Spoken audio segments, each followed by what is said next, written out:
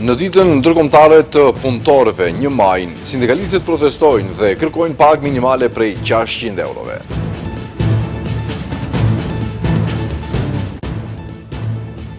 Ndërsa sindikalistët kanë kërkesa për paga, një pjesë e qytetarëve zgjedhin të festojnë.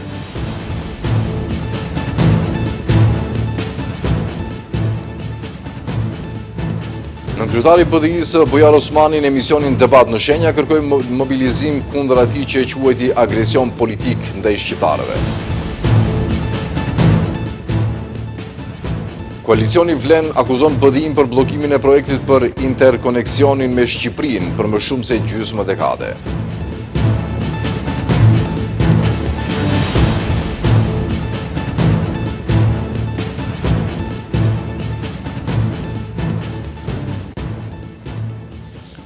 Të nderuar shikues, përshëndetje. Me rastin e 1 majit, ditës ndërkombëtare të punëtorëve, Lidhja e Sindikatave të Maqedonisë organizoi protestë në Shkup nën moton "Luftojmë për paga, nuk lutemi". Qindra qytetarë mblodhën para ndërtesës së LSM-s, prej ku marshuan drejt Kuvendit, Odës Ekonomike dhe në marshin pra e përfunduan para qeverisë. Në vend se në park, këta fëmijë shoqëruan sot prindërit e tyre në protestë për një të nesërme më të mirë. Për pagë, nuk lutemi, por luftojmë. Nën këtë moto, sindikata mlodhi qindra punonjës që protestuan për ditën e 1 majit, duke kërkuar paga më të larta. Protestuesit thonë se protesta është mesazh për të gjithë ata që duan të nënvlerësojnë punëtorët. Ata deklarojnë se janë në rrugë për të kërkuar siguri dhe dinjitet për të gjithë punëtorët. Megjithatë, të gjithë kanë një kërkesë të përbashkët dhe ajo është rritje menjëhershme e rrogës minimale. Kërkesa është e qartë se rrogat janë të ulta dhe të njëjta duhet të rriten. Kërkesa ime është që të gjithë punonjësit të vlerësojnë veten sepse punëtorët e bëjnë shtetin, prandaj duhet të jenë këtu me ne, të ngrenë zërin në nder të atyre që humbën jetën duke kërkuar 8 orë punë. Punonjësit morën përkrahje edhe nga pensionistët. Jam pensionist, jetoj këtu afër, praktikisht jam në oborin tim. Këtu jam për të mbështetur ish kolegët e mi me të cilët kam punuar, prandaj. Ndërkaq kreu i lidhjes së sindikatave Slobodan Trendafilov tha se protestat janë për shkak se rreth 260.000 punëtor jetojnë me pagë nën 600 euro. Duhet të luftojmë edhe më ashpër, duhet të luftojmë edhe më shumë sepse pagat janë të ulta. Sot, për fat të keq, 260.000 punonjës jetojnë me pagë nën 600 euro, ndërsa për fat të keq, këtu jemi vetëm disa mijëra njerëz për protestë. Në protest, folën edhe të tjerë sindikalistë, e kjo ishte porosia e tyre. Si sindikate pavarur e arsimit, qëndrojnë fuqishëm pas kërkesave tona, e kërkesa jonë është respektimi marrëveshjes kolektive, të respektohet mënyra e përllogaritis së pagës në bazë të koeficientit të rrogës minimale. Kërkojmë që sa më shpejt të fillojë të respektohet marrëveshja kolektive dhe vlerësimi dinjitos të punës së të punësuarve në arsim. Në Maqedoni, trendi më i ri momentalisht është që të bëhet inxhinieringë sindikal. Besoni se vetëm LSM-ja është në krah dhe mbron punonjësit. Ashtu është, ashtu ka qenë dhe ashtu do të mbetet. Nuk mundet që sindikatët të thonë se për 1 maj nuk duhet të protestohet. Kjo është turpi vërtet për një sindikalist. Ndërsa qindra punonjës e pensionist protestonin për qytetarët e tjerë, dita e sotme ishte normale, disa prej tyre kalonin rreth protestuesve, ndonse ishin me qese të mbushura e sapo kishin dalë nga marketet e lagjeve. Protestën e sindikalistëve ka komentuar sot edhe kryeministri Hristian Mickoski, ka kritikuar një pjesë të sindikalistëve për cilët ka thënë se kanë qenë së bashku në mbledhje ku kanë vendosur për të rritur mirëqenien e punësuarve. Mickoski tha se gjatë vitit fundit numri i punësuarve është rritur me më shumë se 15.000, ndërsa numri të papunëve është ulur për mbi 10.000. Kryeministri i vendit Hristian Mickoski ka komentuar protestën e sotme të lidhjes së sindikatave, duke theksuar se disa nga sindikatat që sot protestojnë ishin me të në konferenca për shtyp, ku së bashku, siç thot, kanë arritur marrëveshje për të drejtat më të mëdha të punësuarve dhe paga më të larta. Ai e klasifikoi protestën e sotme në grupin e, siç tha ai, protestave tradicionale të 1 majit që sindikata duhet të zhvillojnë. E klasifikoi protestën e tyre të sotme në grupin e protestave tradicionale të 1 majit që rastësisht duhet t'i bëjnë edhe sindikatat. Është e drejtë çdo qytetari të protestojë dhe të luftojë për më shumë të drejta. Ne jemi një shtet demokratik. Kjo është një qeveri demokratike, kështu që ne respektojmë këtë të drejtë. Në pyetjen se si qeveria po e ndihmon ekonominë dhe punëtorët, Miskoski tha se gjatë vitit të fundit, numri të punësuarve është rritur me më shumë se 15.000, ndërsa numri të papunëve është ulur me mbi 10.000, ndërsa rikujtoi mbështetje financiare të deritanishme, por u ndal edhe te kontratat kolektive. Se përket asaj që kemi bërë, qeveria ka subvencionuar, do t'ju kujtoj, disi sigur kjo po harrohet, rreth 250 milion euro kredi në kushtet e krizës më të madhe për ekonominë, në mënyrë që punëtorët të mund t'i ruajnë vendet e tyre të punës në kulmin e krizës. Dhe kur këtyre 250 milion eurove ushtohen edhe po aq nga bankat komerciale, arritëm në një situatë që të jemi një shtet me normën më të ulët të interesit që ekonomia e përdor për kredi dhe për zhvillimin e bizneseve të saj. Qeveria, siç theksoi Miskoski, do të vazhdojë të ndërtojë marrëdhënie të mira dhe partneritet me institucionet dhe sindikatat, që siç tha ai, janë kolegët tanë. Ndërkohë, LSDM opozitarë në ditën ndërkombëtare të punës ka akuzuar qeverinë se nuk i mbron punëtorët, ajo mbron vetëm tenderet e saj, fitimet dhe interesat partijake të biznesit.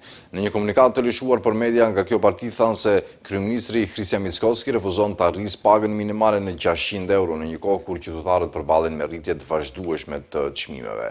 Ndërsa punëtorët luftojnë për mbijetesë, Mickoski dhe koalicioni i tij i tenderëve kujdesen vetëm për xhepat e tyre, në vend që të festojnë me pushim dhe urime.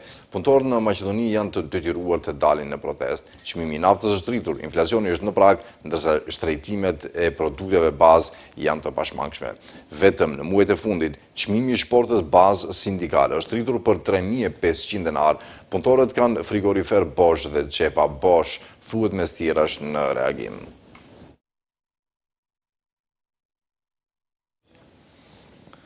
Ndërsa sindikalistët protestojnë e kërkojnë përmirësimin e kushteve për punëtorët, një pjesë e qytetarëve kanë zgjedhur që të festojnë. Një prej vendeve që vërshohet nga qytetarët për 1 maj është Parku i Salajt, që në orët e paradites familje të shumta u pan duke mbritur me shporta plot ushqime, duke shtruar bataniet mbi barin e gjelbër dhe duke krijuar një ambient të ngrohtë e të gjallë pikniku. Me rastin e 1 majit, ditën ndërkombëtare të punëtorëve, atmosfera festive u ndje fuqishëm në çdo cep. Në Parkun e Sarajit, qindra qytetarë zgjodhen ta kalojnë ditën në natyrë. Që në orët e paradites, familje të shumta u pan duke mbërritur me shporta plot ushqime, duke shtruar bataniet mbi barin e gjelbër dhe duke krijuar një ambient të ngrohtë e të gjallë pikniku. Tingujt e muzikës dhe ritmet e tupanave i dhan parkut një gjallëri të veçantë, po ashtu në shumë kënde të parkut, tymi i lehtë i skarave ngrihej mbi gjelbërimin, ku familjarët përgatisin ushqime të ndryshme pikniku. Fëmijët të lirë vraponin e loznin në hapësirat e gjëra, duke e bërë edhe më të dukshme ndjenjën e gëzimit kolektiv. 1 maj për neve fare nuk ka kuptim. Nuk ka kuptim. Po drejtat e punëtorëve kanë mbaru në kohën e komunizmit. Ja, e shifni sa bukur. Po jemi të kënaqur nga jeta. Jemi të kënaqur nga jeta. Kështu që s'kemi probleme. 1 maj është dita e shqiptarëve. Po, si më mirë, se tash ku ka popull, dëshira e madhe njoftohesh me njerëzimin, i shohësh gjithë njerëzit që janë të mirë edhe që i njohësh. Me familje, me nuset, me djemt, mendoj që po, patjetër. Qytetarët dukeshin të lumtur dhe të buzëqeshur në këtë ditë, por gjithashtu u shprehën duke thënë se puna në Maqedoninë e Veriut nuk ka vlerë. 1 maj janë ditë e punëtorëve. Po kemi ardhur ta bëjmë një fest, një shëtitje me familjen bashkë me shoqën, me vajzën. A be vlerësojmë në punën e të gjithëve, ama vlerë nuk ka.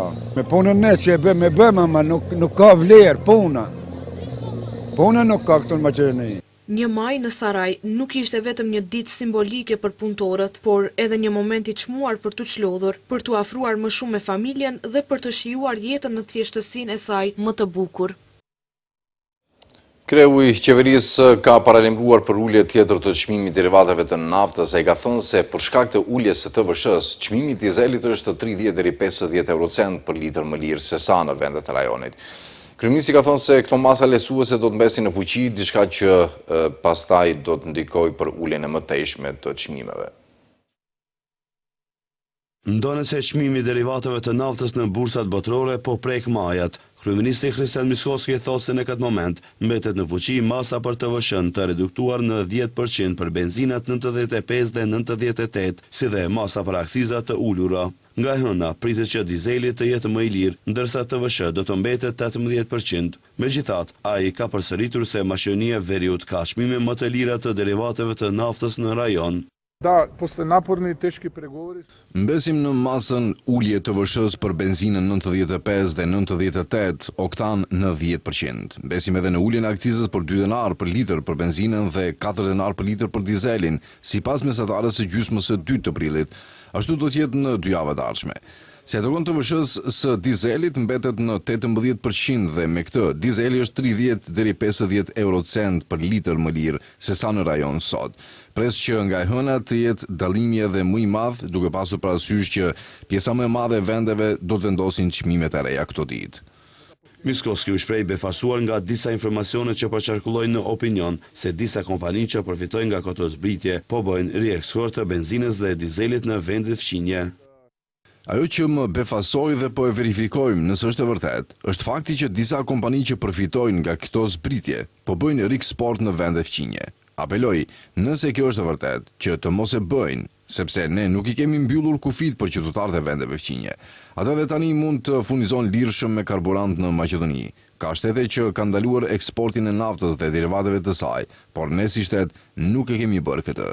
I pari qeverisë njoftoi se qeveria ka vazhduar marrëveshje me kompaninë Okta deri më 18 maj, ndërkaq çmimi i derivateve në bursat botërore lëviz nga 105 deri në 125 dollar për fuqi. Në kryetari i BDI-s Bujar Osmani në emisionin Debat në Shenja ka bërë thirrje për mobilizim të faktorit politik shqiptar, por edhe të organizatave qeveritare, mediave dhe bizneseve në mënyrë që t'i kundërvijnë agresionit politik të VMRO të PMNS. Sipas tij, ky agresion është përgatitur në ndër vite dhe ka filluar të implementohet këto 2 vitet e fundit. Të bëhemi bashkë për të ndalur agresionin që po na bëhet. Kështu u shpreh në emisionin Debat në Shenja nënkryetari i Bashkimit Demokratik për Integrim Bujar Osmani. Ai theksoi se vendi ndodhet në një stand të zhvillimit politik, ku përpjekjet e BDI-së nuk kanë të bëjnë me rikthimin në pushtet, por me krijimin dhe mobilizimin në një fronti rezistence për të ndalur atë që e cilësoi si agresion politik. Sipas tij, ky agresion është përgatitur ndër vite dhe ka filluar të zbatohet gjatë 2 viteve të fundit. Osmani shtoi se situata është e jashtëzakonshme dhe kërkon mobilizim të përgjithshëm. Dhe ftesa ime këtu është edhe te njerëzit apartijak, edhe te mediat, edhe te bizneset, edhe te OJC-t, të bëhemi bashkë, ta ndalim këtë keqe, pastaj do folim për parti politike dhe kush duhet jetë në pushtet. Osmani akuzoi pushtetin aktual se është duke ngecur edhe në rrugën drejt Bashkimit Evropian. Marrëdhëniet ndërretnike, izolimin ndërkombëtar, të gjitha këto ai tha se e bëjnë shtetin një shtet të dështuar.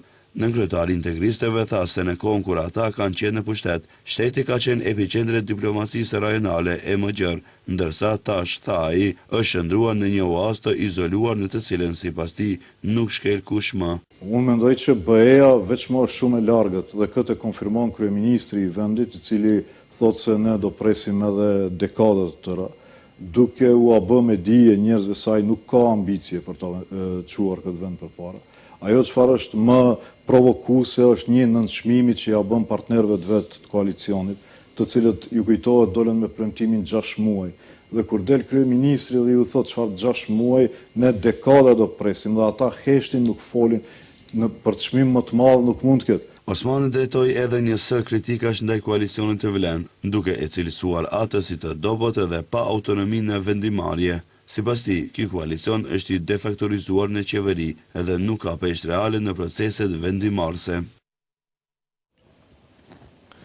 2 kampet politike shqiptare janë përplasur verbalisht për çështjen e shkëputjes së një kontrate në Mepso me një kompani nga Bosnia-Hercegovina. Sipas BDI-s, Mepso e drejtuar nga Burim Latifi kontratën me Energoinvest nga Sarajeva dhe për të zëvendësuar me Elnos BL nga Banja Luka, duke i shërbyer kështu interesave të liderit serb Milorad Dodik.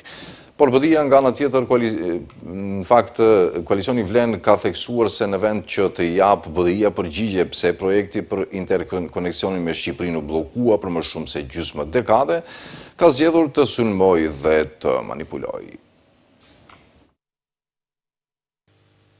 Bashkimi Demokratik për Integrim ka reaguar me tone të forta ndaj një vendimi të fundit në sektorin energjetik, duke kërkuar transparencë dhe përgjegjësi institucionale. BDI ka njoftuar se kërkon përgjigje të menjëhershme publike dhe institucionale lidhur me vendimin e Burim Latifit, drejtori përgjithshëm i Mepsos, dhe kushëriri i parë i Izet Megjitit për të anuluar kontratën me Energo Invest nga Sarajeva dhe për të zëvendësuar me Elnos BL Doel nga Banja Luka. Sipas komunikatës, vendimi bëhet edhe më i rënd për shkak se bordi mbikëqyrës i Mepsos ka dhënë mendim negativ. BDI thekson se Burim Latifi ka vijuar duke shkelur mbi organin më të lartë të kontrollit të brendshëm të kompanisë dhe duke i hapur derën një kompanie të lidhur ngushtë me rrjetin e interesave të Milorad Dodikut në infrastrukturën kritike energjetike të Maqedonisë së Veriut, shtet antar i NATO-s. Pasojat janë të rënda dhe të dokumentuara. Tribunali Ndërkombëtar DAP, që vepron sipas rregullave FIDIC, i ka rrëzuar gjitha kundër kërkesat e Mepsos prej 19.3 milion eurosh dhe i ka njohur Energo Investit të drejtën në 6 milion euro dëmshpërblim, para që do të dalin drejt për drejt nga buxheti i shtetit, nga xhepat e qytetarëve. BDI bëri të ditur se kërkon që prokuroria publike të fillojë menjëherë hetim penal ndaj Burim Latifit për keqpërdorim të detyrës zyrtare dhe dëmtim të buxhetit shtetëror. Nga ana tjetër, koalicioni Vlen ka theksuar se në vend që të japë përgjigje pse projekti për interkoneksionin me Shqipërinë u bllokua për më shumë se gjysmë dekade, BDI zgjedh të sulmoj dhe të manipuloj, duke u përpjekur të fshehë dështimin e vet dhe interesat që qëndrojnë pas kësaj. Vlen ka theksuar se faktet janë të qarta dhe të pakontestueshme dhe se kompania që BDI sot e mbron ka realizuar vetëm 4% të projektit në një periudhë prej më shumë se 5 vitesh. BDI sot flet për dëm, por hesht për dëmin real që është shkaktuar me vite. Shteti ka paguar kamata për kredi që nga viti 2015 pa u realizuar projekti, ndërsa sipas analizave të Mepsos, çdo vit vones ka sjell humbje milionëshe shtesë. Kjo është kostoja reale e mënyrës së tyre të qeverisjes. Përpjekja e BDI-s për ta paraqitur procedurën para DAP si vendim përfundimtar është manipulim i rënd, thekson Vlen. Nga partia në pushtet thotë se bëhet fjalë për një mekanizëm para arbitrazhi, i cili nuk përbën vendim përfundimtar juridik dhe ku shteti ka të drejtë të plotë të përdorë të gjitha mjetet ligjore. Një 44 vjeçar nga Prilepi është ndaluar në ndyshimet për mashtrim në vlerë prej mbi 88.000 euro, njoftuar nga Ministria e Punëve të Brendshme. Sipas policisë, dje në pikën kufitare të Abanocës është privuar nga liria e personi me inicialet BK, 44 vjeç. Nga dhënat paraprake dyshuari në periudhën nga korriku deri në nëntor të vitit 2025 ka mashtruar një banor të Vallandovës, duke i premtuar në mënyrë të rreme organizimin e trajtimit mjekësor jashtë shtetit për bashkëshorten e tij. Duke bazuar në këto pretendime, viktima në disa raste ka paguar gjithsej rreth 88.300 euro. Sipas informacioneve, bashkëshortja të dëmtuarit ndërkohë kishte ndruar jetë. I dyshuari është nxjerrë para gjykatësit të procedurës paraprake në gjykatën themelore në Gjevgjeli, ku ndaj tij është caktuar mas kujdesi.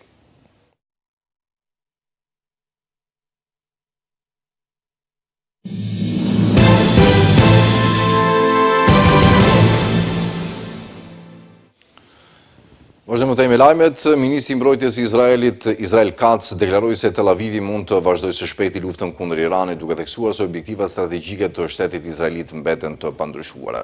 Rinvizoi se Irani ka pësuar goditje të konsiderueshme gjatë vitit të kaluar, si në aspektin ushtarak ashtu edhe në atë strategjik, duke shtuar se shumë prej këtyre operacioneve kanë qenë të planifikuara prej kohësh dhe janë realizuar në fusha të ndryshme, raporton Times of Israel.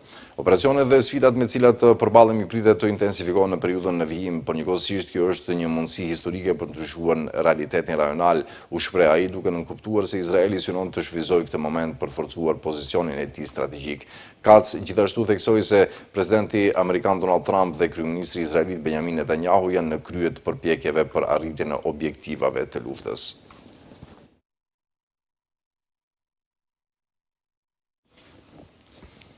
Më shumë se 100 aktivistë pro-palestinez që ndodheshin në anije me ndihma që po shkonin drejt Gazës, u dërguan të premten në ishullin grek të Kretës, pasi forcat izraelite i ndaluan flotën e tyre në ujrat ndërkombëtare pranë Greqisë.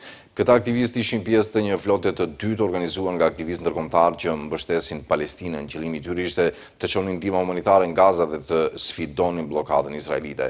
Sipas organizatorëve të flotës, dy aktivistë mbeten në duart të autoriteteve izraelite. Çdo anije transporton rreth 1 ton ushqime, pajisje mjekësore dhe ndihma të tjera. Tetorin e kaluar, ushtria izraelite ndaloi një flotë të mëparshme të organizuar nga një njëjti grup, duke arrestuar aktivisten suedeze Greta Thunberg dhe më shumë se 450 pjesëmarrës. Ndërkohë, palestinezët dhe organizata ndërkombëtare të ndihmës thonë se furnizimet që arrin në Gaza mbeten të pamjaftueshme pavarësisht një arbushimi të arritur në tetor që parashikonte shtim të ndihmave.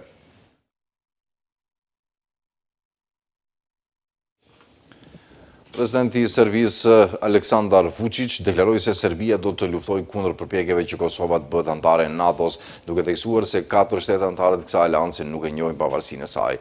Duke folur në Pančevo, Vučić tha se është në dijeni për një nismë të 3 kongresmenëve amerikan drejtuar dhomës së përfaqësuesve për integrimin e Kosovës në NATO. Ne po bisedojmë me ta dhe shpresojmë që kjo të mos ndodhë, do të luftojmë që diçka e tillë të mos ndodhë. Mos harroni se ka 4 vende anëtare të NATO-s që nuk e kanë njohur Kosovën. Nuk shoh si mund të kaloj lehtë, por le të presim të shohim, tha Vučić. Ai shtoi se Prishtina ka tentuar të arrijë bashkëpunim më të ngushtë me NATO-n edhe përmes vendeve anëtare si Kroacia dhe Shqipëria.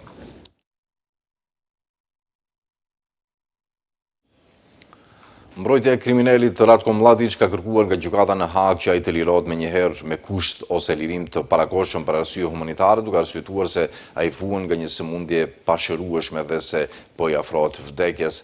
Në kërkesën që është dorëzuar të enjtën 30 prill, mbrojtja ka theksuar se shëndeti i Mladićit është i rënd si pasojë e krizës së fundit që përjetoi në prill dhe se po i afrohet fundit të jetës, raportoi Danas. Në kërkesë thuhet se Mladići vuan nga sëmundja e zemrës dhe dështim i veshkave, diabet dhe se ka pasur sulm në tru. Po ashtu thuhet se ai nuk mund të komunikojë, çka sipas mbrojtjes duhet që ai të jetë nën kujdes mjekësor vazhdimisht. Gjykata do të pranojë raportet nga ekzaminimi mjekësor dhe do të vendosë nëse Mladići plotëson kushtet për lirim parakohshëm për shkaqe humanitare. Kriminali Ratko Mladić është i dënuar me burgim përjetshëm për gjenocid, krime kundër njerëzimit dhe shkelje të ligjeve të luftës të kryera gjatë luftës në Bosnjë-Hercegovinë.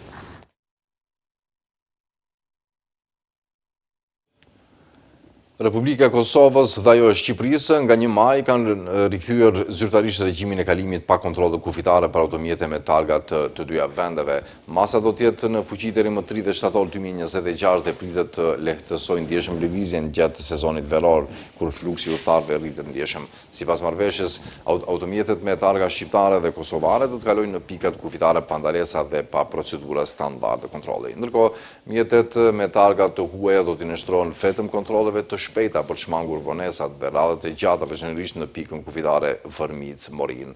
Lehtësimi i kalimit rikthehet pas 2 muajsh ndërprerje pasi gjatë marsit dhe prillit u zbatuan kontrolle të plota.